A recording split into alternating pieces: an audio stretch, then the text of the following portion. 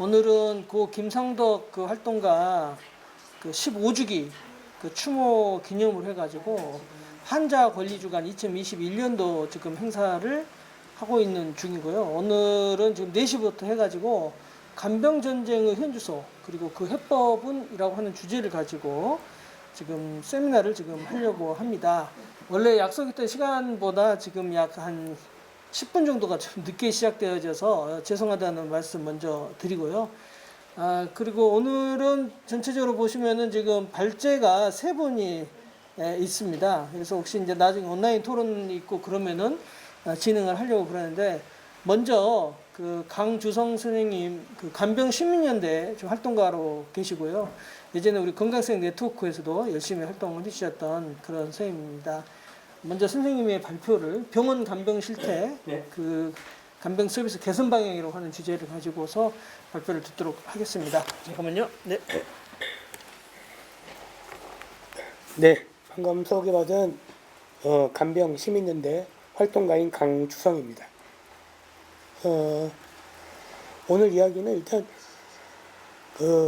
우리나라 그 간병의 상황이 어떠한지, 그리고 이런 그 상황을 앞으로 어떻게 그 변화시켜 나가야 되는지에 대한 이야기를 간략하게 말씀을 드리도록 하겠습니다. 제 그 한여텔이 있나요? 예. 그 다음 하나 넘어주실래요?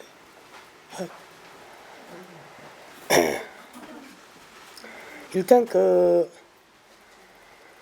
이 간병이란 말이 이제 많이 쓰이고 있는데, 하다못해 이게 그 국가에서도 간호간병 통합 서비스라고 하는 제도를 시행하면서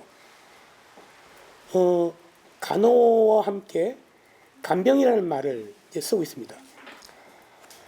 하지만 그 의료적으로 보면 전에는 그 환자 돌봄에 대한 표현을 사실 간호라는 말로 다 통합되어 있었는데, 어느 순간 간호와 달리 또 간병이라는 이제 단어를 이제 쓰기 시작했던 거죠. 근데 이제 간병이라는 말은 원래 우리 이 생활을 좀 되돌아보면 가족 구성원 중 한 명이 질병에 걸렸을 때 다른 가족 구성원이 그 병 소발을 드는 것을 통칭해서 이제 간병이라고 이제 썼었습니다. 그래서 지금도 여전히 그렇지만 그 이전에는 더욱더 가족 구성원의 한 명이 일단 질병에 걸려서 입원을 하게 되면 그 다른 가족 한 분이 아예 병원에 상주하면서 이제 병소발을 들었죠. 근데 이런 문화가 개선되지 않고 계속 이어지면서 의료인이 하는 간호는 간호대로, 또 병소발을 하는 거는 또 간병으로, 이렇게 두 단어를 병원 내에서 또 의료 현실에 대해서 일단 계속 쓰고 있는 것 같습니다. 근데 이렇게 가족이 간병을 하거나 아니면 최근에 이 코로나 상황에서는 그 가족 간병을 갖다가 제한하는 이 병원이 많아지면서 어쩔 수 없이 그 가족이 환자의 간병을 위해서 간병인을 고용하는 것이 지금으로서는 이미 일반적인 현실이 되었습니다. 이제 상황이 이러다 보니까 여러 가지 이제 문제가 많이 발생됐고, 또 그 OECD 국가에서도 이렇게 가족이 그 간병을 하거나 아니면은 간병을 위해서 간병인을 사적 고용 형태로 쓰거나 하는 이런 나라가 거의 없다고 봐야죠. 아마 제가 지금 파악하고 있는 거는 한국이 거의 유일하다고 지금 보고 있습니다. 우리나라 현재 간병의 실태를 좀 이 단어로 좀 요약을 하면 한 4가지 정도로 요약을 할 수 있을 것 같습니다. 하나는 파산 간병이라는 말로 하나 요약할 수 있습니다. 이 파산 간병이라는 말은 비용의 문제를 이야기하는 것인데, 현재 환자가 그 급성기 병상에서 간병인을 고용했을 때 최근에는 하루에 한 10만 원, 그리고 어떤 경우는 12만 원, 또 환자가 중증일 때는 와상인 경우, 이런 경우에는 하루에 15만 원을 간병료를 일단 내야 됩니다. 한 달로 계산하면은 300만 원에서 많게는 450만 원을 병원비와는 별도로 지불을 해야 되는 거죠. 그래서 제 주변에는 이렇게 그 간병료를 지불하면서 수천만 원을 또는 한 1억을 간병료로만 지불한 경우도 이제 왕왕 있습니다. 근데 이러한 그 현실이 어떤 특정 병원의 문제가 아니라 우리나라 현재 전국 모든 병원에서 벌어지고 있는 일이라고 하는 것이 정말 큰 문제인 거죠.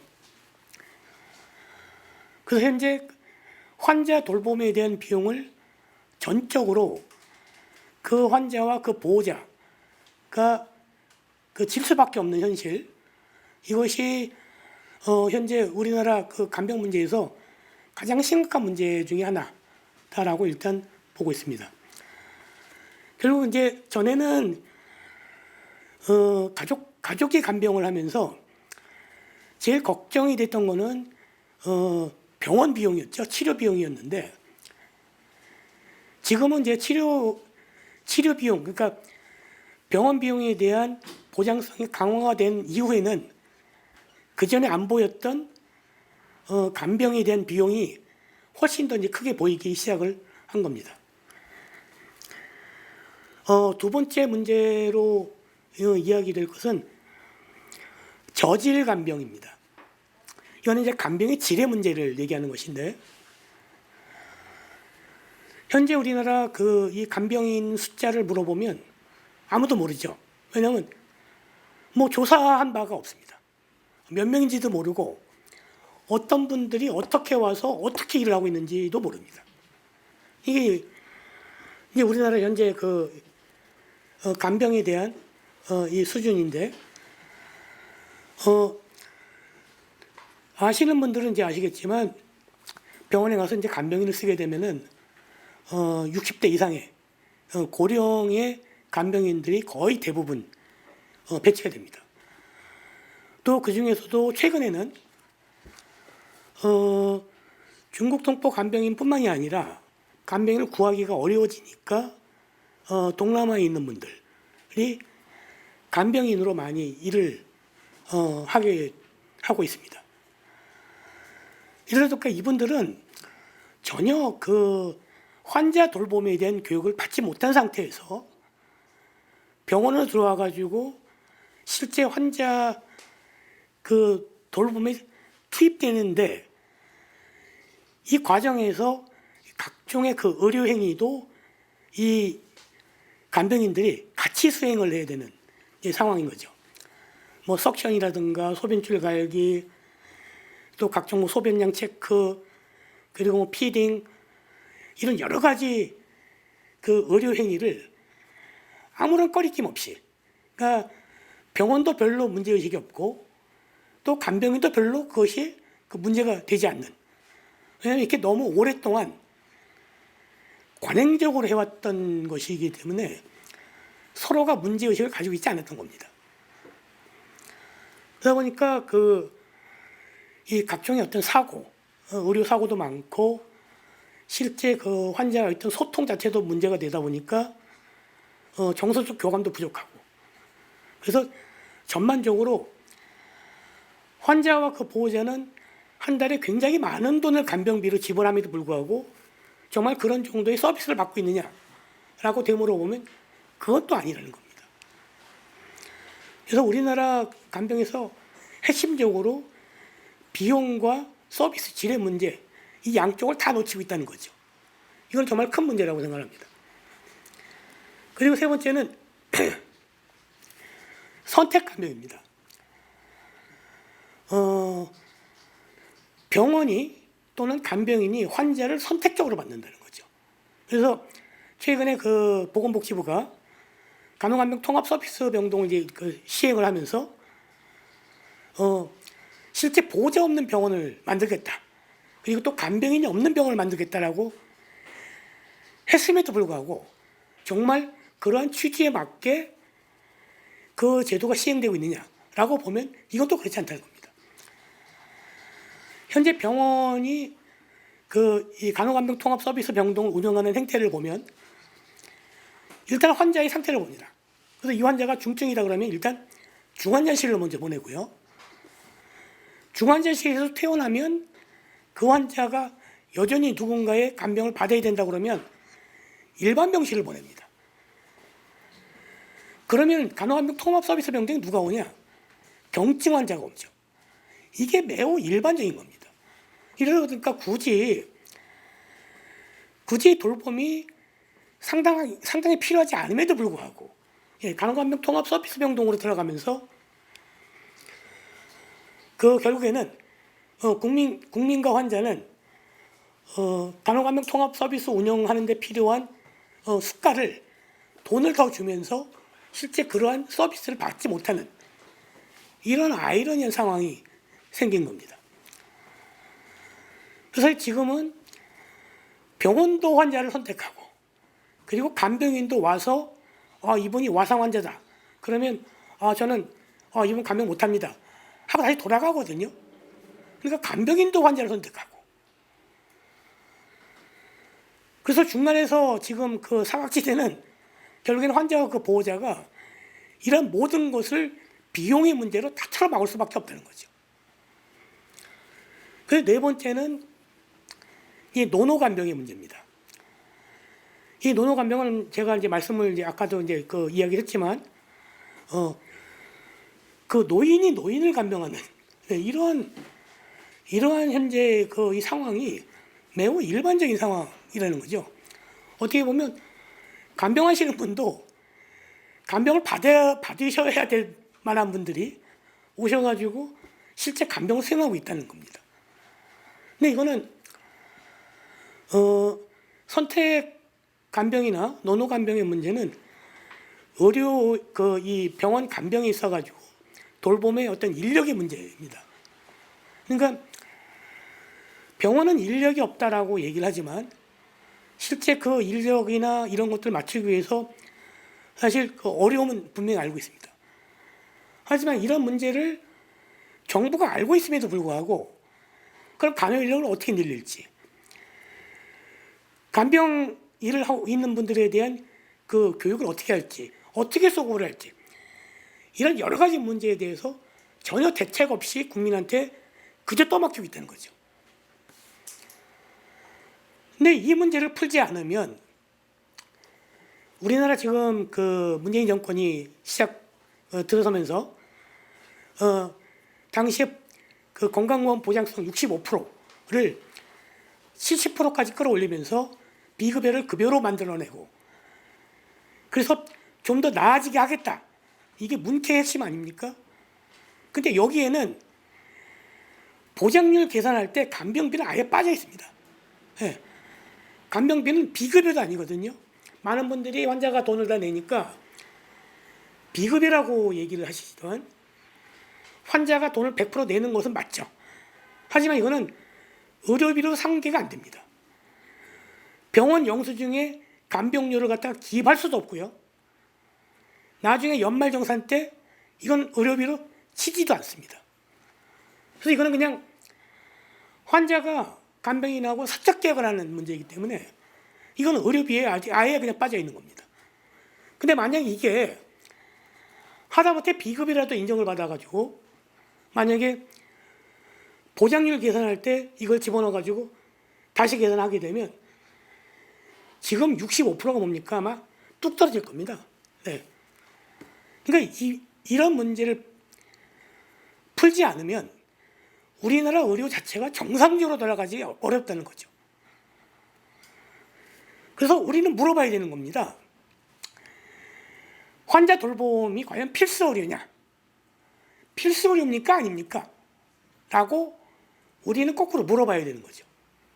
근데 이걸 필수 의료가 만약에 아니라고 한다면 이게 병원이 아니거든요. 네. 그러면서 이 문제를 어떤 형태가 되든 현재 그 비용과 질의 문제 그리고 인력의 문제 이런 것들을 풀어내라는 겁니다. 네. 근데 간호간병 통합 서비스를 시행하고 난 이후에 하다가 이제 주춤주춤합니다. 전체 병상에서 한 10% 정도가 간호간병 통합 서비스 병동이고요. 급성기 병상에서 한 30% 정도 이 정도 됩니다. 근데 이걸 왜 확대를 못할까요? 네, 그건 여러 가지 이유가 있습니다. 하나는 인력의 문제겠죠. 하려고 해도 그 간호 인력을 구할 수 없다. 이런 문제도 하나 있고요.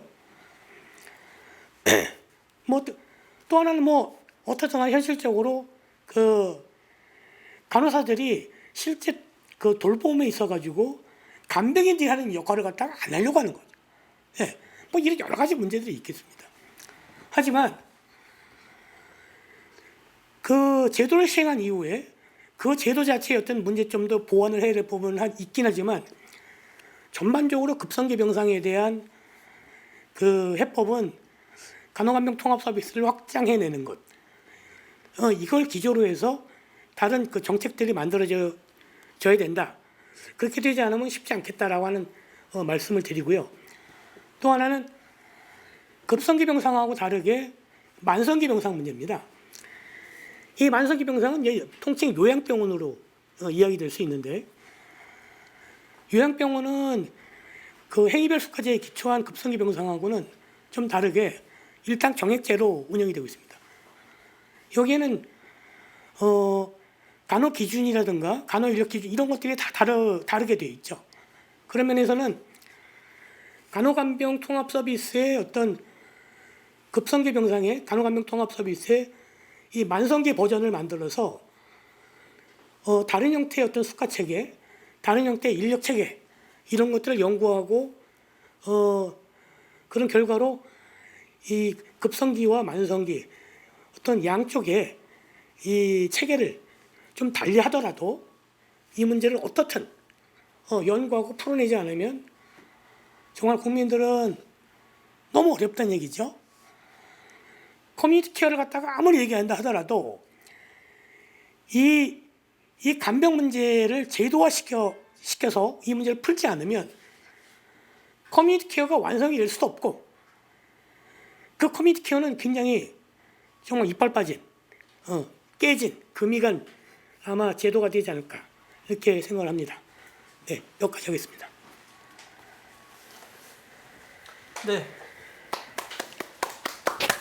네, 수고하셨습니다. 네. 예. 네, 수고하셨습니다. 다음에는 우리 서울의료원에서 근무하고 계시는데요. 의료연대 서울지부 부지부장이신 김경희 선생님한테 우리 간호간병 서비스 실태화 개선 방향이라고 하는 주제를 가지고 또 발표를 한번 들어보도록 하겠습니다. 네, 김경희 선생님 좀 부탁드리겠습니다.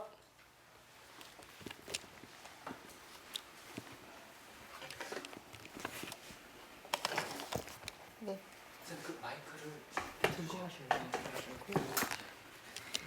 안녕하십니까. 저는 의료연대 서울지역 지부의 부지부장이고요. 서울의료원의 간호사로 근무하고 있는 간호사 김경입니다. 오늘은 간호간병 통합 서비스 관련해서 간호사로 나와서 설명을 드리려고 합니다. 네. 여기 그림은 이런 사진은 좀 많이 보셨을 것 같습니다.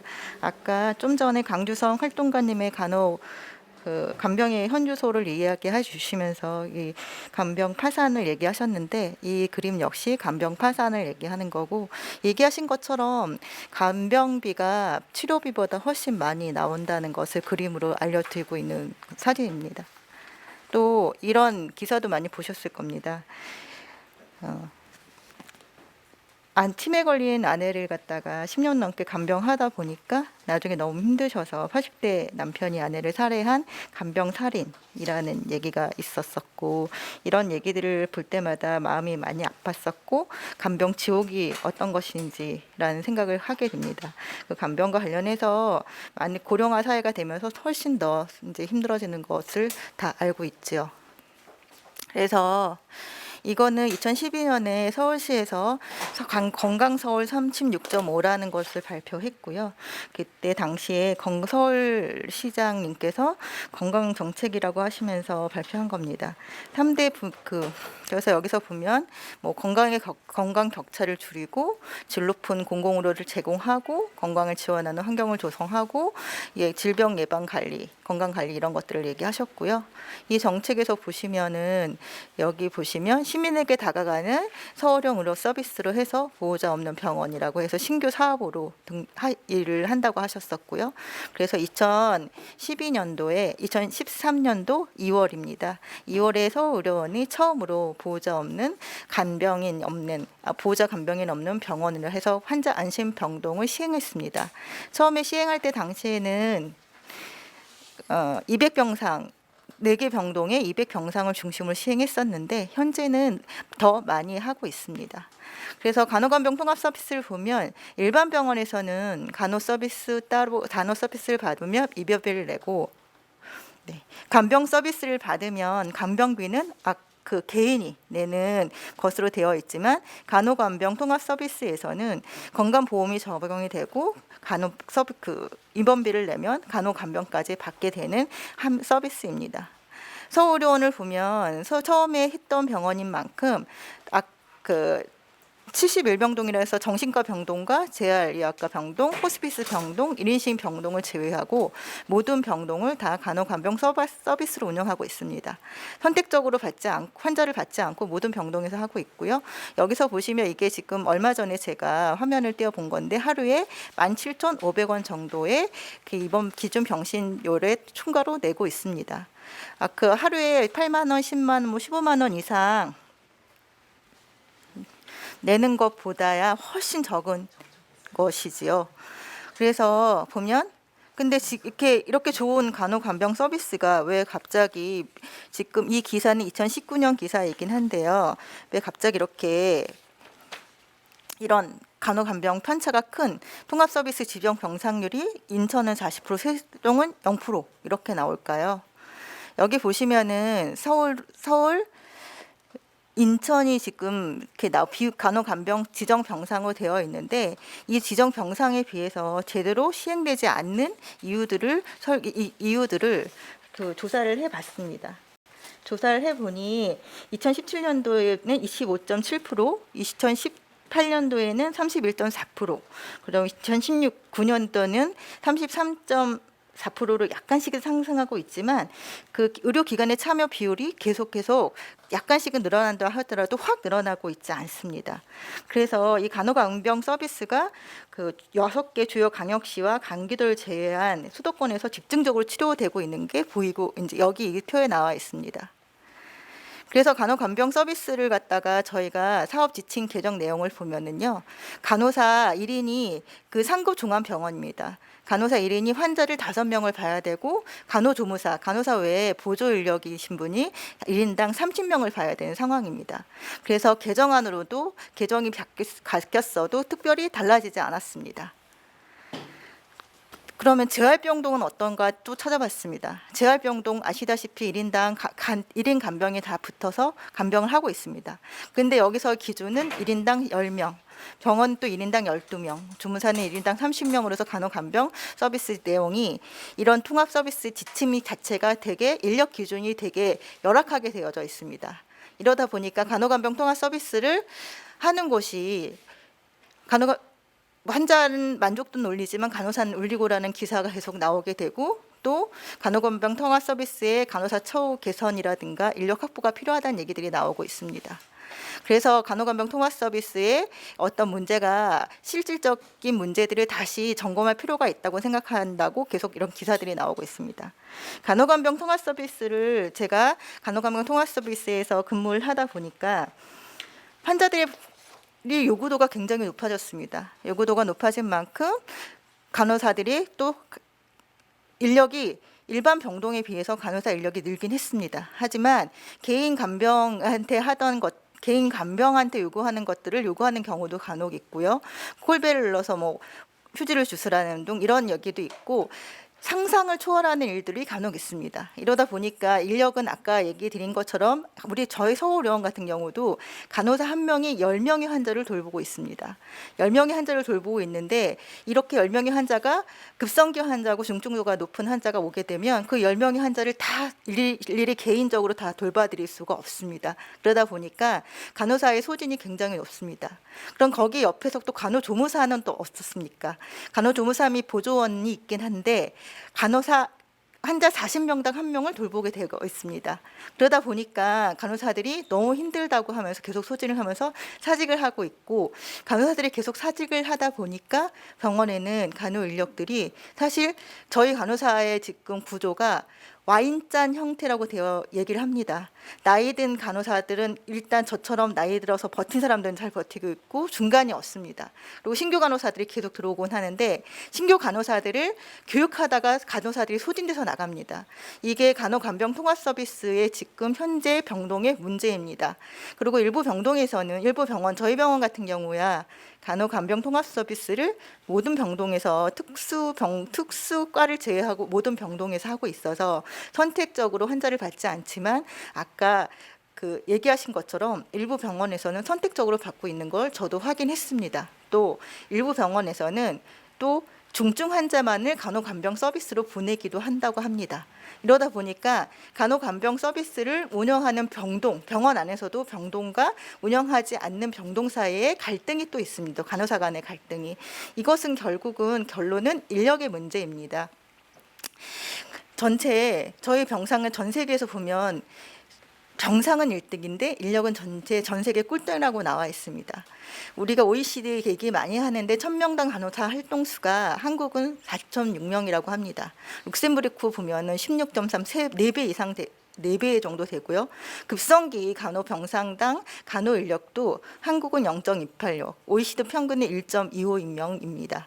이렇게 간호사들이 왜 그렇게 많은 간호사들이 계속 졸업을 하고 있는데도 현장에서 일을 하지 않는 거는 저희가 휴면 간호 면허증을 갖고 있다고 얘기하는데 그 비율이 40%가 넘습니다.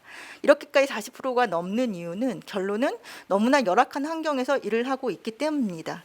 간호사의 열악한 환경은 아시다시피 계속 근무에 대한 얘기들은 계속 나오고 있어서 뭐 화장실도 못 간다, 밥도 못 먹는다, 아니면 오버타임이 너무 많다 이런 얘기들도 나오는데요. 저희 병원 같은 경우는 너무 신규 간호사가 많다 보니까 그 신규 간호사 OT 하느라고도 정말 힘들게 간호사들이 하다 소진돼서 나가는 경우가 많습니다. 그러다 보니까 인력에 대해서 왜 인력을 갖다가 제대로 사실 간호간병 통합 서비스의 기준 인력을 제대로 한다 그러면 좋을 텐데 그렇지 않고 있는 것은 국가에서 제대로 하지 않고 있다고 저도 생각하고 있습니다. 저희가 계속 간호사 문제를 얘기하면서 병원을 떠나는 간호사, 무너지는 환자 안전 계속 캠페인도 하고 있고 토론회도 하고 있습니다. 또 거리로 나선 간호사들, 간호사 인력을 충원하라고 이번에 코로나 때 많은 간호사들이 부족해서 이런 얘기 바깥에서 계속 캠페인도 하고 있습니다. 그래서 간호 인력 해결이 처우 개선부터 하고 간호 인력이 부족한 만큼 간호 인력이 많은 만큼 환자의 안전과 연동됩니다. 환자의 안전을 연동되려면 간호 인력의 처우 개선부터라고 계속 주장하고 있습니다. 하지만 아무것도 지금 변화되지 않고 있습니다.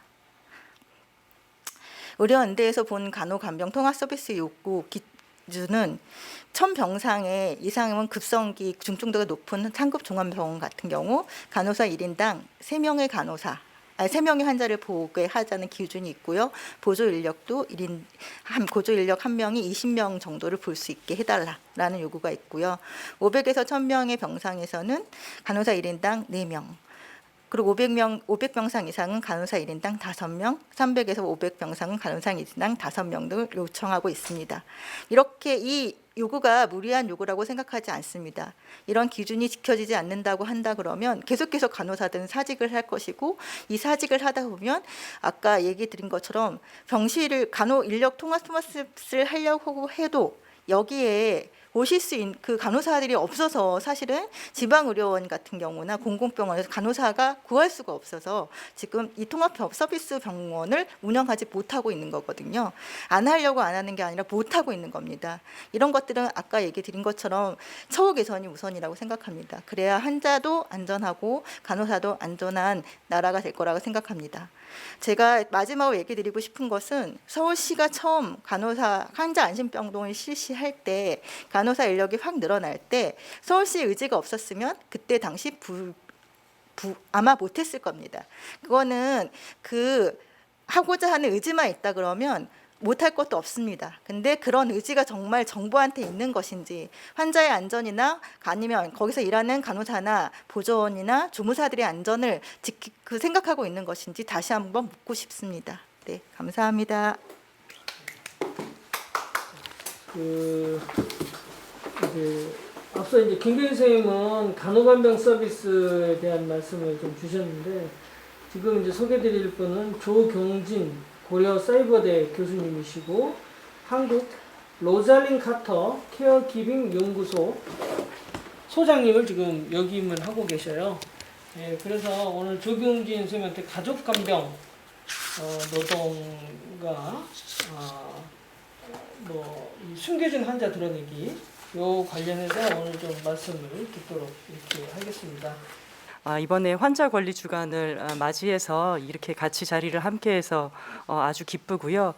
우리 지금 현장에 대한 여러 가지 얘기들을 들었는데 이제 저는 가족 간병인 그리고 가족 돌봄자라는 말을 이제 같이 섞어서 쓸 건데요. 예, 가족 간병에 대해서 같이 좀 말씀을 나눠보도록 하겠습니다.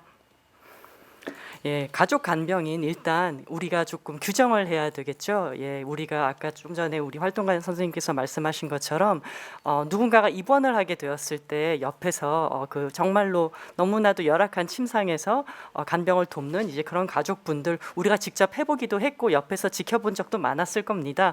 그런데 이제 점점 고령화가 되면서 그런 그 병원에 누군가가 들어갔을 때 간병을 해야만 하는 필요성뿐만 아니라 뭐 급성이든 뭐 어떤 만성이든 질환을 가지고 있는 이제 사람들이 늘어나고 또 고령화가 되면서 이제 그 비율도 또 늘어나고 또 이제 노인성 치매라든가 뭐 그런 질환들을 가지고 계시는 분들도 늘어나면서 사실은 가족 돌봄자, 가족 간병인들은 우리 주변에 너무나도 많습니다. 예, 거기에 이제 장애인을 돌보는 가족까지 합하면 그 수는 정말 많을 거다라고 생각을 합니다.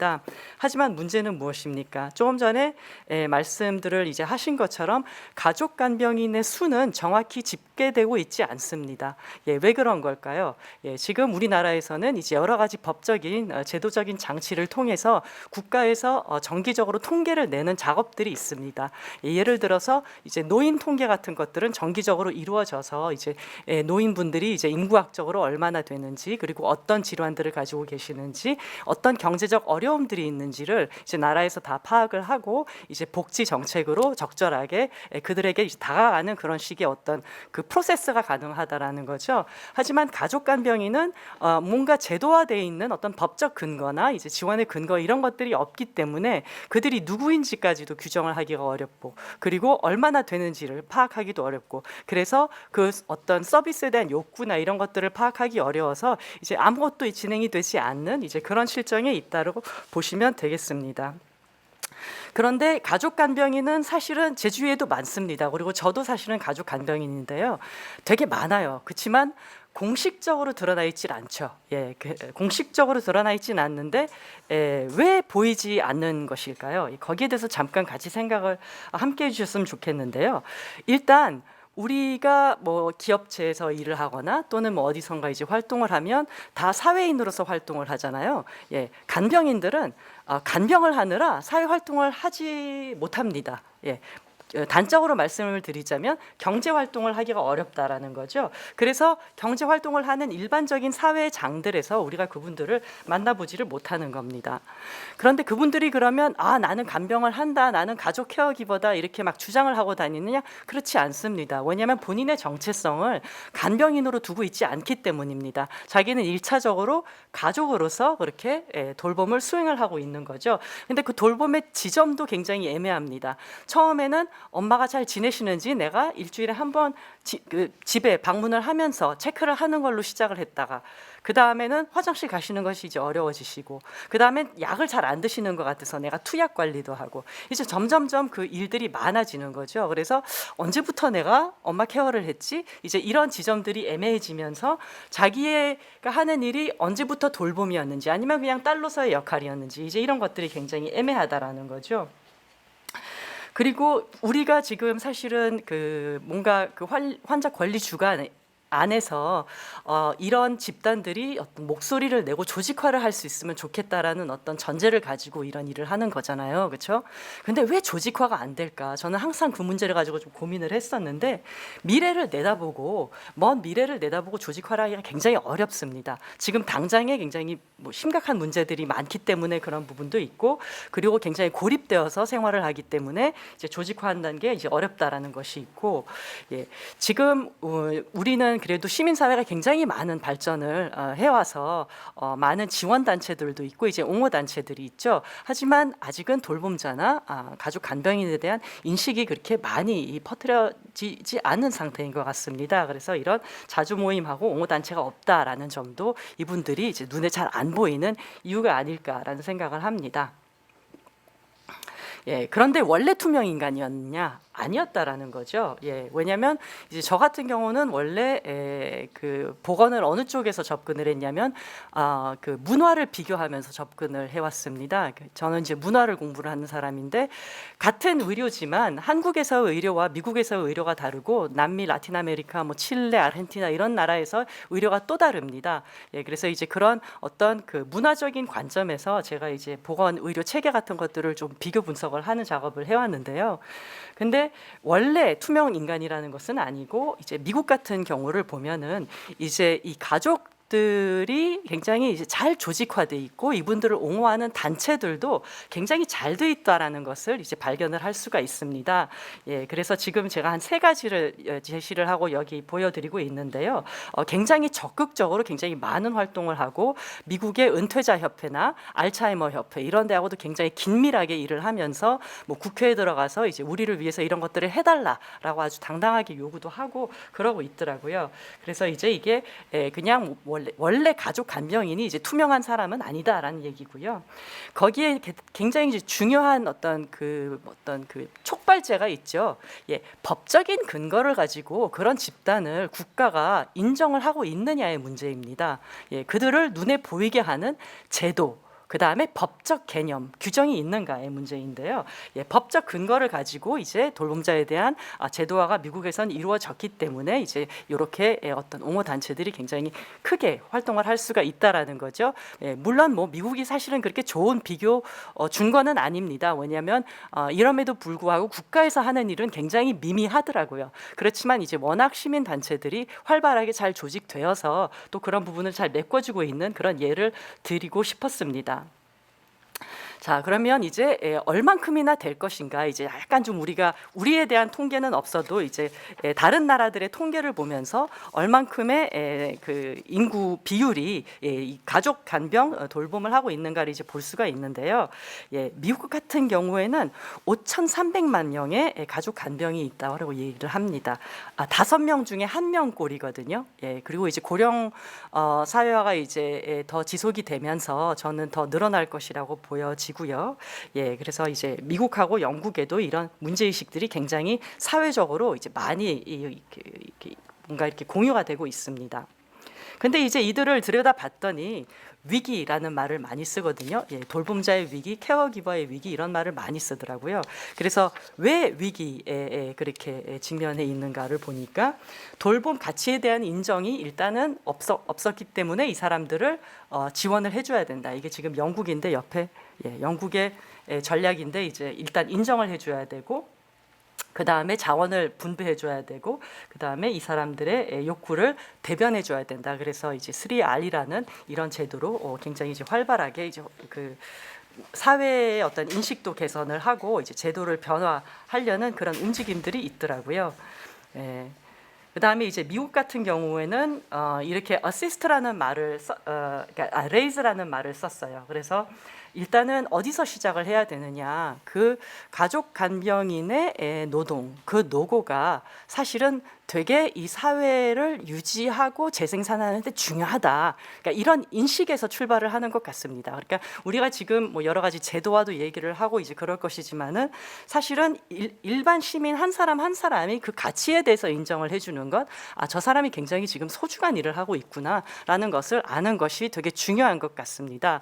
예, 그리고 그거를 이웃 사회뿐만 아니라 국가도 인정을 해줘야 된다라는 거죠. 그래서 이렇게 인정의 과정이 있는 게 굉장히 중요하고, 그 다음에는 이제 여러 가지 그 급여나 서비스 형태로 이제 지원해 주는 것, 그 다음에 포용해 주는 것, 예, 여러 가지 사회적 과정에 포용을 해야 된다라는 얘기고요. 그 다음에 돌봄자 지지가 들어갑니다. 예, 뭐 많이들 흔히 주변에서 보셨겠지만은 치매 어르신을 돌보고 있는 그 분이 어르신을 모시고 밖에 나가는 거를 굉장히 꺼려하십니다. 왜냐하면 사람들이 눈총을 준다라는 거죠.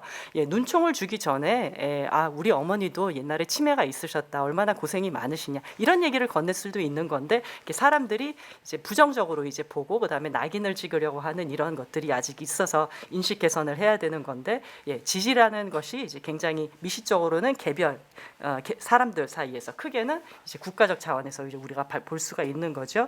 그다음에 관계 맺기입니다. 굉장히 고립되어서 가족 간병을 많이들 하고 있기 때문에, 예, 그들의 이제 외로움과 이제 힘든 것을 좀 덜어주자라는 거죠.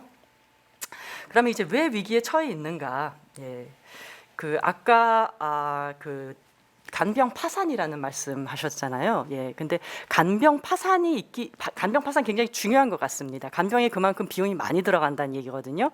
근데 그 기본 전제가 가족 간병인은 사실은 파산의 길로 들어가는 것이기도 하지만 이미 경제 활동을 다른 걸 못 하고 있기 때문에 다른 일반 시민들과 스테이터스가 다릅니다. 근데 이것은 돌봄을 공부하는 그 정치 철학자들, 특히 이제 여성 정치 철학자들이 옛날부터 많이 얘기해온 부분입니다. 그래서 보통 일반적으로 여성들이 그런 돌봄 일을 하게 되면서 어쩔 수 없이 남성한테 의존할 수밖에 없는, 경제적으로 의존할 수밖에 없는 이런 관계들이 성립이 되고, 이런 것들이 잘못된 거다라고 이 사람들은 얘기를 합니다. 그래서 이중으로 굉장히 경제적으로 불평등할 수밖에 없는 위치에 놓여져 있는 거를 저희들이 여기서 확인을 할 수가 있다라는 거죠.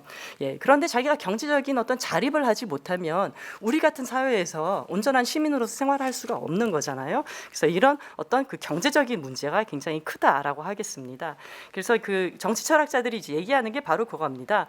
뭔가 어르신이나 장애인이 돌봄을 필요한 건, 그거는 돌봄을 해주는 사람에 대한 불가피한 의존이다. 하지만 돌봄자가 다른 사람한테, 내가 뭐냐면 노동을 못하기 때문에 의존을 해야 되는 거는, 이거는 나라에서 당연히 지원을 해주거나 사회에서 어떻게 좀 도와줘야 되는 거다라고 얘기를 하는 겁니다. 불평등을 자아내는 의존이라고 해서 이제 돌봄에 있어서 그 굉장히 이제 빨리 해소해야 되는, 예, 그 큰 문제라고 보고 있는 거죠. 예, 그래서 이렇게 그 돌봄 위기에 처해 있는 거를 조금 더 우리가 세부적으로 들어가서 보니까, 일단 신체적, 정신적 질환들이 이제 일반인보다는 많이 발견이 되더라. 근데 물론 이제 이런 것도 국내 연구에서도 많이 발표는 되었습니다. 이제 저희들이 뭐 돌봄자 집단 전체를 뭐 하거나 할 수 있는 그런 상황은 아니지만은, 예, 지역적으로 이제 그런 연구들이 이제 많이 이루어져서 국내에도 이제 이런 문제들이 있다라는 것이 발견이 되고, 미국의 연구 같은 데서 보면은, 예, 상당히 많은 비율의 가족 돌봄자들이 신체적으로 그다음에 정신적으로 그 건강에 도전과 위협을 받고 있다라는 것을 볼 수가 있습니다. 굉장히 자주 또 거론되는 항목 하나가 사회적 고립입니다. 예, 아까도 제가 일찍 말씀을 드렸지만은 그 대인 관계들이 이제 점점, 예, 그 약해지는 거죠. 예, 그래서 바깥 활동을 못 하고, 그 다음에 이제 친구들도 그 몇 번 전화를 해서 어머니는 요즘에 안녕하시냐 뭐 이렇게 안부도 묻다가 맨날 이제 그 힘들어, 가족 돌봄자가 힘들어하는 그 얘기를 들어주기가 이제 어려운 거죠. 그래서 그러다 보니까 이제 관계들이 이렇게 조금 이렇게 끊어지는 이제 그런 패턴들이 나타나고요. 우울증과 지속적인 절망감, 이게 언제 끝날 것인가, 내 인생은 이제 없는 것인가, 이제 이런 고민들을 하면서 이제 술과 약물에 의존하는 경우들이 굉장히 많습니다. 그래서 뭐 이제 이게 그냥 굉장히 흔한 것이라 제가 제 친구 집단 안에서 이제 예를 하나 말씀을 드리자면 친구 아버님이 8년 전에 이제 뇌졸중에 걸리셨어요. 그래서 그 어머님이 돌보셨어요. 8년 동안. 예. 근데 돌보시고 이제 돌아가신 거죠, 아버님께서. 근데 2달 후에 어머님이 그냥 돌아가셨어요. 예, 심장마비로. 예. 그러니까 그런 식인 거죠. 그래서 미국에서도 그 돌봄자가 오히려 환자보다 더 일찍 사망하는 경우들이 있는 것에 대해서 이제 경종을 좀 울리고 했던 이제 그런 연구들도 이제 있었습니다.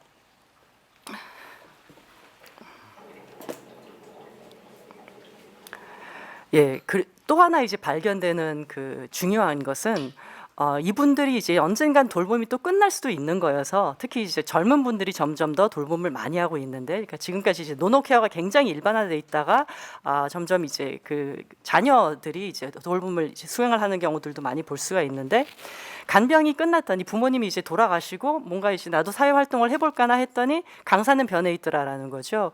특히 이제 최근처럼 이 기술적인 발전이 이제 나날이 이렇게 도약하고 있는 가운데 어느 날 기업에 갔더니 뭐 빅데이터 돌릴 줄 아느냐 뭐 이제 이런 그 면접 질문들을 받는다라는 거죠.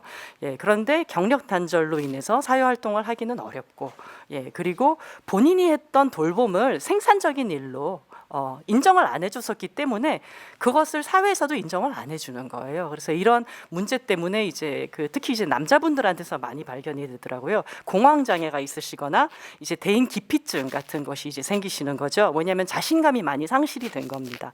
예, 그런데 이제 그 외국 그 연구들을 보면 돌봄자가 느끼는 자부심도 있고 뿌듯함들도 있거든요.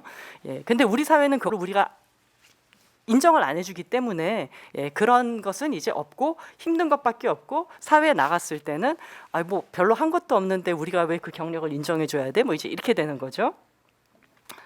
예, 그래서 어떻게 하는 것이 좋겠는가, 이제 맨날 우리가 하는 얘기지만은 개별 시민으로서 우리가 할 수 있는 것들이 있고 또 국가가 해야 되는 것들도 이제 분명히 있을 겁니다. 제가 좀 벽돌 형태로 이런 것들을 여러분들께 제시를 하려고 이렇게 정리를 해봤습니다만은 이 중에 하나도 빠지면 안 될 것 같다라는 생각이 있습니다. 일단 돌봄은 사실은 우리 인류 전반에 굉장히 보편적인 일이고 그 시대와 그 문화에 따라서 약간은 그 진행되는 방식이 조금 다르기는 했었지만은 대단히 보편적인 거여서 우리의 어떤 사회 재생산 메커니즘으로 굉장히 필요한 겁니다. 그러니까 그런 거를 사회적으로 우리가 이제 다 인정을 하고 정상화시킬 수 있는 것이 이제 필요하다라는 생각이 들고요. 그리고 노화나 이제 노인성 질환, 그런 질병에 대한 어떤 정상화도 필요한 것 같습니다. 아직까지도 뭐 치매에 걸린 노인이 집에 있으면 쉬쉬하고 이제 이런 문화들은 좀 없어져야지 않을까 하는 생각인데, 많은 분들이 그것에 대해서 굉장히 불편해하기는 하십니다.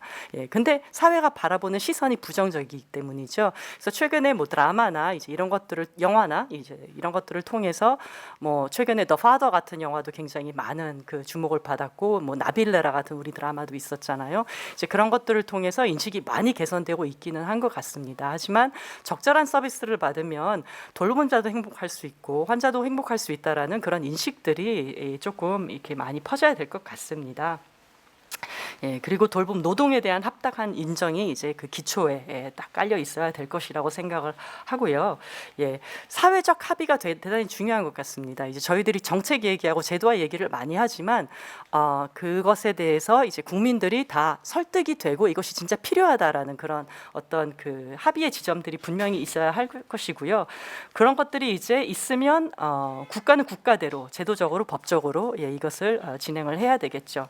예, 저는 이제 학교에 있는 사람이기 때문에 돌봄자 교육을 학교에서 저희들은 정규 교과 과정에서 하고 있습니다. 그래서 저희 학교에서는 이거를 들은 학생들이 이게 내가 그 노인이 되기 앞서 들어서 굉장히 좋다라고 얘기하는 사람들도 많고, 우리 어머니를 내가 좀 더 잘 모실 수 있을 것 같다라고 얘기를 해서 저도 굉장히 많은 보람을 느끼고 하는 부분이거든요.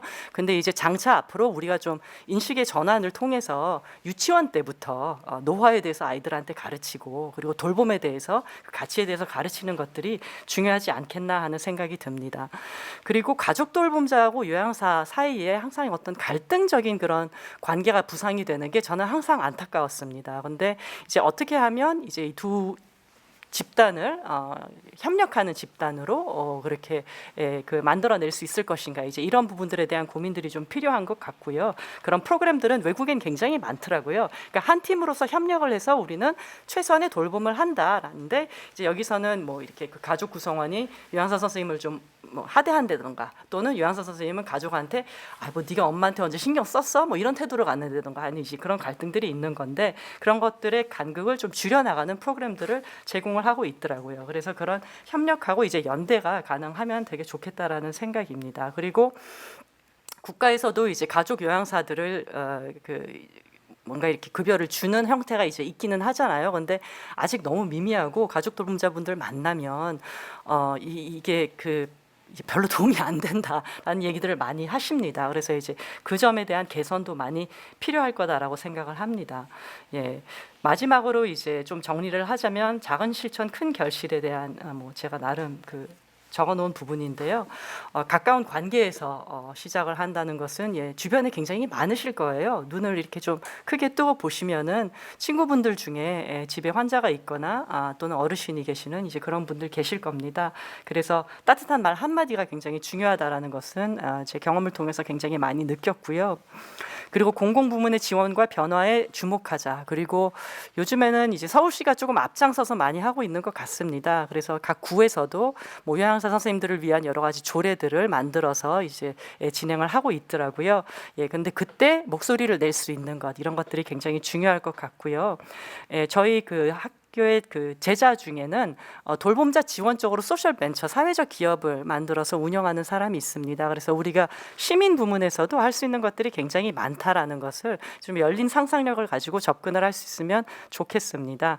그래 저는 그리고 이제 학교에서 이런 교육을 하기 때문에 계속 지속적으로 이런 부분에 대한 공부가 얼마나 중요한지 이제 강조를 하고 싶었습니다. 이렇게 보면은 여기 이제 여러 사람들이 있는데, 제 얘기를 좀 하면서 마무리를 할게요. 저는 아까 말씀드렸듯이 저는 비교 문화를 하는 사람이었어요. 그래서 제가 라틴 아메리카 아타카마 사막에 오랫동안 현지 조사도 이제 몇 년 하고 그랬던 사람입니다. 근데 제가 돌봄 쪽에 관심을 갖게 된 것은, 저희 큰아이가 발달 장애가 있습니다. 그래서 그 아이를 키우면서 이제 여러 가지 고민도 하고, 이제 그 상황을 보면서 이 길로 연구를 같이 이제 하게 된 건데요. 근데 그때 이제 아이 유치원에 다른 엄마가 이런 얘기를 하더라고요. 아프리카에는 자폐아동이 없을 것 같다라고 얘기를 하는 거예요. 그래서 내가 맞는 것 같다. 왜냐하면 거기서는 그 아이를 자폐로 그렇게 분류를 하지를 않았을 것 같아요. 그 마을에서 그냥 같이 키웠을 것 같아요. 그래서 뭐 마사이족에서는 어떻고 뭐 이런 얘기를 저희가 이제 하면서 우리나라하고 좀 비교를 해봤었는데, 근데 지금은 어떻습니까? 지금 굉장히 개별화되어 있죠. 그래서 우리 아이가 이제는 성인이 되어서 뭐 옛날 같으면 뭐 치료받을 수 있는 데도 있고, 또 그 치료실에서 이제 어머니들하고 연대할 수 있는 이런 부분들도 많았는데, 성인이 되니까 갑자기 불모지더라고요. 그래서 저는 이 가운데서 굉장히 많은 고민을 하고 있는 일인입니다. 그래서 이 돌봄과 가족 간병의 얘기가 그야말로 이제 우리 자신의 얘기이기도 하고, 가까운 사람들의 얘기이기도 하고, 또 언젠가 우리도 노인이 될 것 아닙니까? 우리도 언젠가 돌봄을 받을 존재가 된다라는 것이죠. 그래서 조금 이런 제가 지금 여기 나열한 문제들이 굉장히 지역적이고 개인적인 문제들처럼 보일 수 있는 거잖아요. 근데 그렇지 않다라는 거를 언젠가 이제 여러분들도 또는 여러분들 주변에 계시는 분들이 느낄 수도 있을 것 같아요. 그래서 조금이라도 먼저 알고 준비하고 이러면은 그때 좀 덜 당황스럽고 힘들지 않지 않을까라는 생각을 합니다. 긴 시간 제 얘기 들어주셔서 감사드리고요. 이만 발표를 마치도록 하겠습니다. 감사합니다.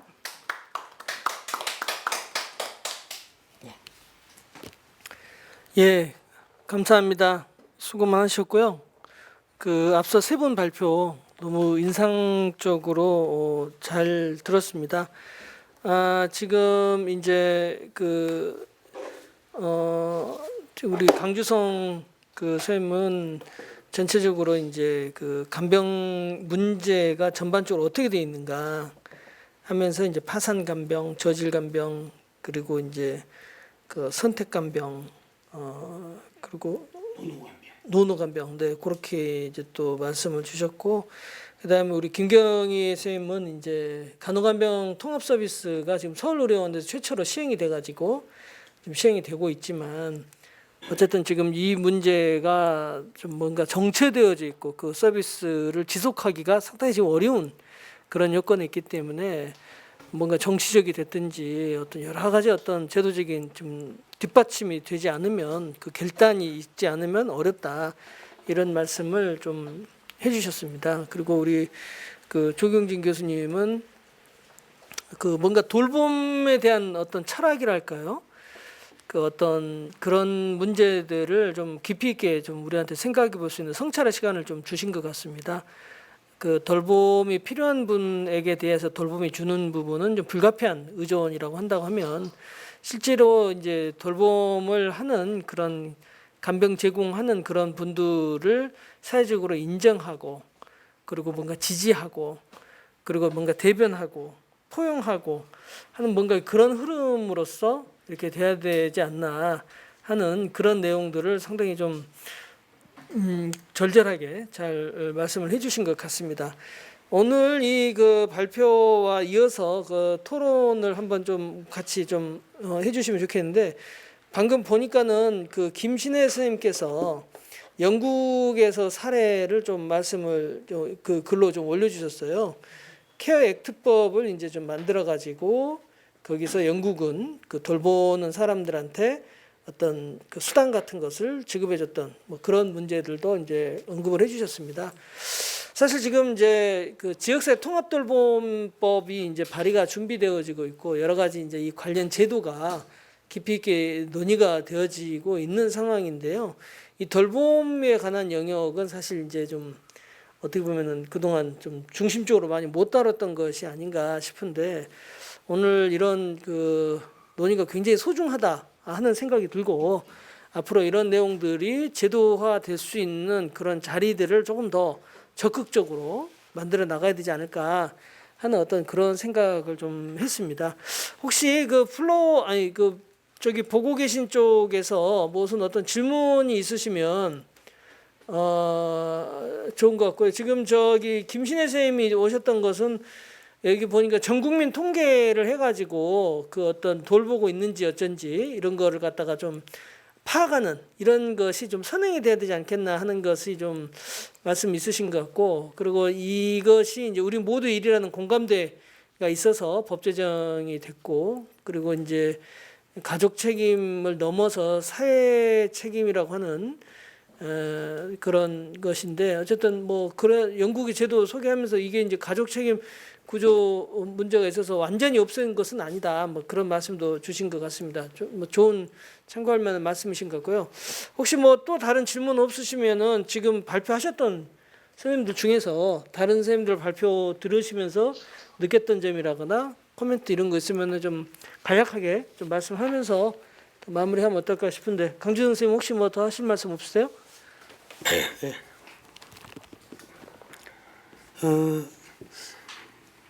그 현재 저는 이제 네, 저는 오늘 그 병원 내에서의 그 간병 문제를 이야기를 했는데, 현재 이러한 상황을 그대로 둔다는 거는 일단 환자나 그 보호자는 말할 것도 없고, 간병 일을 하는 이분들 이 전체가 다 이 불행한 제도거든요. 아니요, 이게 제도가 아니죠. 제도가 아예 없는 거죠. 예. 그래서 가령 뭐 노인이나 아동이나 또는 장애인이나 이렇게 그 관련한 어떤 지역 돌봄은 그나마 아직까지 이제 더 보완하고 더 나아져야 될 것들이 많긴 하지만, 그래도 그쪽은 뭐 장애인법, 노인법, 아동복지법 관련해서 여러 가지 이 법률에 의거해 가지고 일정하게 그 제도가 마련되어 있긴 하거든요. 그런데 이쪽 의료 쪽은 전혀 어떤 제도도 마련되어 있지 않고, 그나마 최근에 한 게 말씀하셨던 그 간호간병 통합 서비스, 예, 이제 이 정도라는 거거든요. 그런 면에서는 이 제도가 이쪽에 어떻든 좀 적극적으로 고민을 해야 되지 않으면 안 된다. 이거는 전 국민이 계속 끝까지 계속 불행한 이 상황을 이게 이대로 더 유지할 수가 없다라고 하는 면에서는 뭐 다 궁금하시겠지만 정부가 지금보다 훨씬 더 적극적으로 고민해도 굉장히 오래 걸릴 일인데 지금 만약에 그런 고민하지 않으면 앞으로 또 더 늦어질 거거든요. 그런 면에서는 이게 좀 빠른 시일 내에 하루빨리 그런 고민을 함께 해나갈 수 있으면 좋겠습니다. 네, 굉장히 중요한 말씀이신 것 같습니다. 혹시 뭐 김경희 선생님 더 하실 말씀 없으시고요? 네, 또 저기서 지금 들어온 질문에 대한 말씀 한번 해보시죠. 질문. 예, 지금 여기 채팅창에 올려주신 영국의 사례에 대해서 같이 말씀 더 나누면 좋을 것 같아서 다시 마이크를 잡았는데요. 예, 맞습니다. 사실은 영국의 이제 제도적인 어떤 장치들을 보면은 가족들에게 돌봄을 조금 떠맡기는 가족 책임 구조를 좀 공고히 하는 이런 부분들이 분명히 없잖아 있습니다. 미국 같은 경우는 이제 왜 돌봄에 대한 이런 논의가 이렇게 활발한가를 봤더니 워낙 공공부문이 그 지대에서는 존재감이 너무나도 없었기 때문에 시민들이 이제 먼저 그렇게 만들어낸 거더라고요. 그래서 그렇게 이제 정부에게 많은 요구를 해서 그런 뭐 새로운 제도도 만들어내고 이제 했던 것인데 그 가족 돌봄 그러니까 가족 책임제 또는 국가 책임제를 토론하는 과정에서 굉장히 많은 의견들이 있는 것 같기는 합니다. 어떤 의견들이 있는지 저도 다 인지를 하고 있고요. 그런데 이제 이런 거더라고요. 그럼에도 불구하고 왜 가족 돌봄자 또는 가족 간병인 지원을 얘기를 하느냐라고 하면은 이제 전반적으로 그 간병이라는 구조 안에서도 우리가 그것을 접근을 해서 좀 이렇게 문제가 있는 것을 드러낼 수도 있지만 또 하나는 뭐냐면 국가 책임제가 시행이 된다고 해서 가족 돌봄자가 돌봄을 그만두는 게 아니더라고요. 바로 그 문제 때문에 그런 거거든요. 그러니까 가족 돌봄이라는 것이 행위적으로 뭐 어르신의 기저귀를 갈아드리거나 또는 뭐 이렇게 수액을 다시 꼽아드리거나 하는 여러 가지가 있을 수가 있지만 그것 외에도 일단 어르신의 웰빙에 대해서 신경을 쓰는 부분, 마음을 쓰는 부분, 또는 그리고 여기서는 가족이라는 게 또 다 혈연이 아니어도 됩니다. 뭐 이웃이어도 되고 유사 가족이어도 되는데요. 이제 그런 어떤 굉장히 이제 긴 관계 맺기를 통해서 정적인 관계가 이제 있는 상황에서 서로의 이제 웰빙을 이제 지향한다라는 차원을 다시 좀 이렇게 얘기를 하는 것도 좀 중요할 것 같다라는 생각을 했습니다. 그래서 가족 돌봄을 가족한테 다 책임지게 하자 이런 얘기는 절대 아니고요. 국가가 지원을 해주면 가족이 훨씬 더 잘 돌볼 수가 있습니다. 그것은 지금도 여기 우리나라에서 진행되는 연구에서 발견이 되는 부분들이거든요. 그래서 조금만 지원을 해줘도 되는 것인데 이제 왜 그거를 안 하느냐라는 거죠. 이제 그런 차원의 얘기입니다. 감사합니다. 네, 일단 잘 감사합니다. 지금 뭐 간호간병 서비스라거나 지금 또 사회 서비스원 뭐 이런 거가 준비돼 가지고 나름대로 이제 그런 돌봄의 공적 영역을 확대하려고 하는 그런 움직임들이 있지만 이게 지금 근본적으로 뭐 일단은 잘 적절한자 그리고 충분하게 공급이 될 거냐 하는 그런 문제들이 지금 이야기가 되어져야 될 것 같고 또 그러한 공적 서비스에 대한 것뿐만 아니라 가족이 어쨌든 돌본다라고 했었을 때 그 돌보는 가족의 어떤 부담 뭐 여러 가지 어떤 뭐 부담도 있겠지만은 마음의 부담이라고 하는 부분들까지 뭔가 고려하는 그런 어떤 정책이나 제도가 좀 필요하지 않겠는가 하는 그런 생각을 좀 해볼 수가 있었습니다. 그리고 뭐 이게 가족에 대한 것뿐만 아니라 사실 이제 돌보는 간호사나 간호조무사나 그리고 또 어떤 공적 영역에서 하는 그런 간병을 아픔을 맡게 되는 그런 분들에까지도 그분들의 어떤 여러 가지 어려움을 함께 고려해서 제도가 설계될 수 있도록 하는 그런 부분들이 좀 종합적으로 고려가 돼야 되지 않겠나 싶습니다. 어쨌든 지금 현재 그 아까 우리 강주성 선생님께서 말씀 주셨던 것처럼 지금 현재 그 우리나라에 지금 만연해 있는 간병과 관련된 사회적인 어떤 병폐라고 할까요?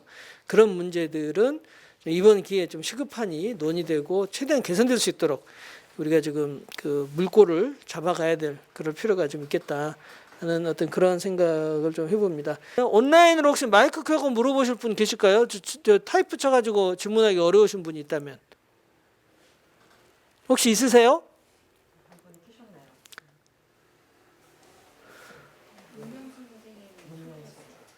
문명순 선생님, 네, 뭐 말씀하시죠.